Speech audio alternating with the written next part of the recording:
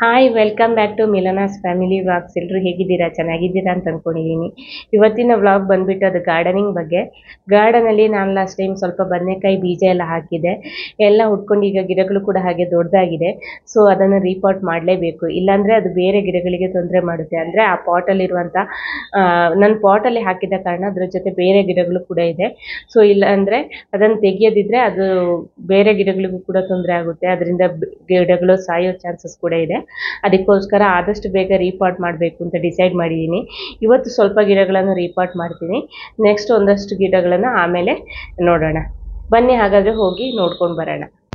ನೋಡಿ ಇಲ್ಲಿ ಎಷ್ಟೊಂದು ಗಿಡಗಳು ಹುಟ್ಕೊಂಡಿದೆ ಅಂತ. ನಾನು ಸುಮ್ಮನೆ ಬೀಜ ಹಾಗೆ ಎಲ್ಲ ಪಾಟಲ್ಲಿ ಉದುರಿಸ್ಬಿಟ್ಟಿದ್ದೆ, ಬಟ್ ಎಲ್ಲ ಹುಟ್ಕೊಂಡಿದೆ. ಸೊ ಇದು ನೋಡಿ ದಾಸವಾಳ ಗಿಡ ಹಾಕಿರುವಂಥ ಪಾಟ್. ಸೊ ಇದನ್ನು ಹೀಗೆ ಬಿಟ್ಟರೆ ಅದು ದಾಸವಾಳ ಗಿಡಕ್ಕೆ ಕೂಡ ಹಾರ್ಮ್ ಮಾಡುತ್ತೆ. ಅದಕ್ಕೋಸ್ಕರ ಆದಷ್ಟು ಬೇಗ ಇದನ್ನು ರೀಪಾಟ್ ಮಾಡಬೇಕು.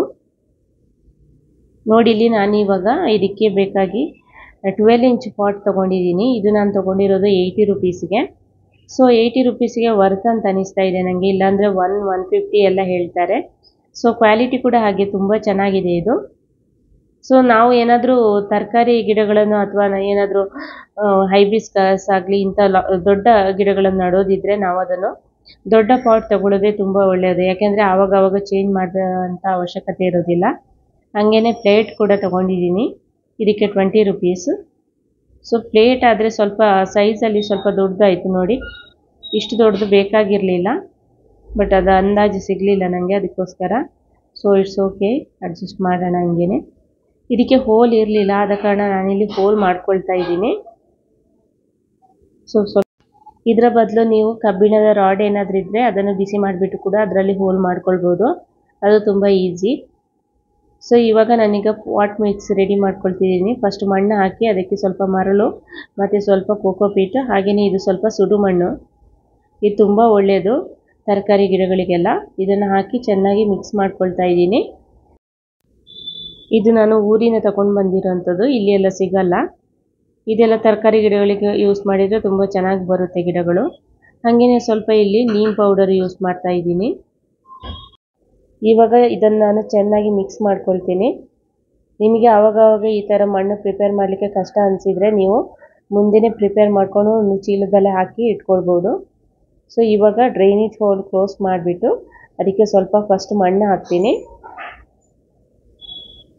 ಆಮೇಲೆ ಸ್ವಲ್ಪ ಇರುವಂಥ ಕಿಚನ್ ವೇಸ್ಟ್ ಇದೆ, ಅದನ್ನು ಕೂಡ ಇದಕ್ಕೆ ಹಾಕಿಬಿಡ್ತೀನಿ. ಯಾಕೆಂದರೆ ಮಣ್ಣು ನಾನು ಜಾಸ್ತಿ ಯೂಸ್ ಮಾಡಿ, ದೊಡ್ಡ ಪಾಟ್ ಬೇರೆ ತುಂಬ ದೊಡ್ಡದಿದೆ. ಸೊ ಅಷ್ಟೊಂದು ಮಣ್ಣು ಎಲ್ಲ ಪಾಟಿಗೆ ಸಾಕಾಗಲ್ಲ ಅಂತ ಅಂದ್ಕೊಂಡಿದ್ದೀನಿ.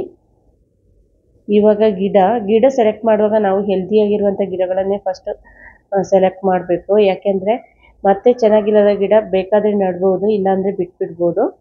ಸೊ ನಾನಿವಾಗ 2 ಗಿಡಗಳನ್ನು ನೆಡ್ತಾ ಇದ್ದೀನಿ.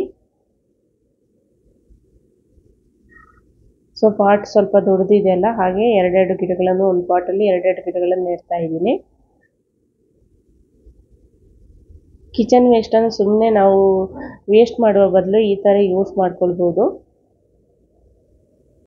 ಅದಲ್ಲೇ ಕಾಂಪೋಸ್ಟ್ ಆಗಿ ಗಿಡಗಳಿಗೂ ಕೂಡ ಹಾಗೆ ಒಳ್ಳೆ ನ್ಯೂಟ್ರಿಯೆಂಟ್ಸ್ ಸಿಗುತ್ತೆ. ಆದ ಕಾರಣ ನಾನು ಪ್ರತಿಯೊಂದಕ್ಕೂ ಇದೇ ಥರ ಮಾಡ್ತಾ ಇದ್ದೀನಿ.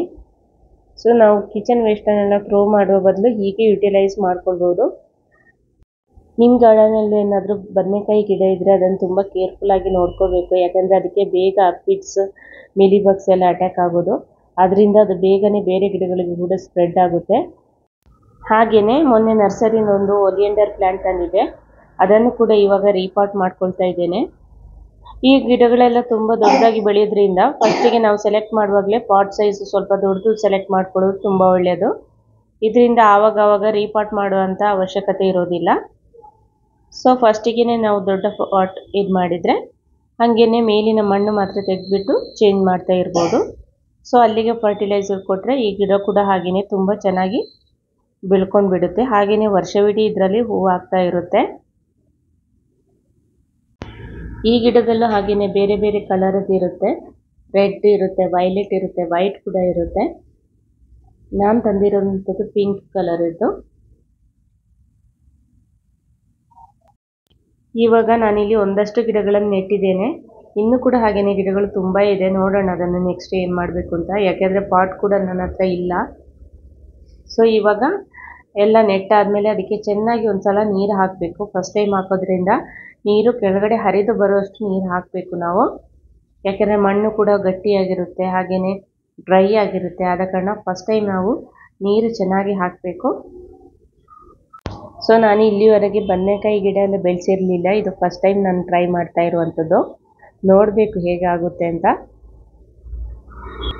ಇವಾಗ ನೀವು ನೋಡ್ತಿರ್ಬೋದು ಗಿಡಗಳನ್ನು ನೆಟ್ಟು ಆಲ್ಮೋಸ್ಟ್ 3 ವೀಕ್ಸ್ ಕಳೆದಿದೆ.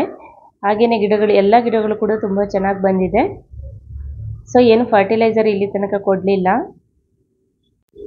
ಸೊ ವಿಡಿಯೋ ಇಷ್ಟ ಆದರೆ ಲೈಕ್ ಮಾಡಿ, ಶೇರ್ ಮಾಡಿ, ಸಪೋರ್ಟ್ ಮಾಡಿ. ಹಾಗೆ ಯಾರು ಸಬ್ಸ್ಕ್ರೈಬ್ ಆಗಿಲ್ಲ ಸಬ್ಸ್ಕ್ರೈಬ್ ಮಾಡ್ಕೊಳ್ಳಿ. ಸಿಗೋಣ ಹಾಗಾದರೆ ನೆಕ್ಸ್ಟ್ ವ್ಲಾಗಲ್ಲಿ. ಇಲ್ಲಿ ತನಕ